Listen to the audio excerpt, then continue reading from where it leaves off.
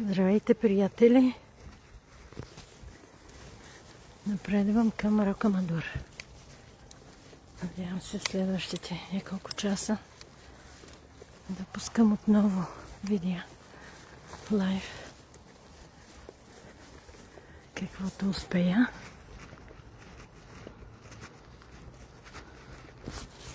Това е едно от светилищата за Франция с черната Мадона. Стават се народни поклонения на 15 август тук. Аз имам щастието днес на 19 юли да мина от тук. Това заветно село Рокамадур.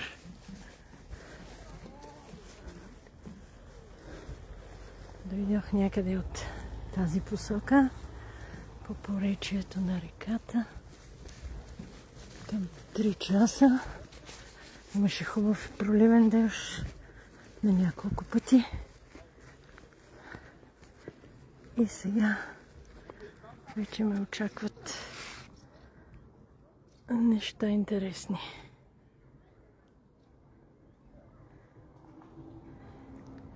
Поздрави от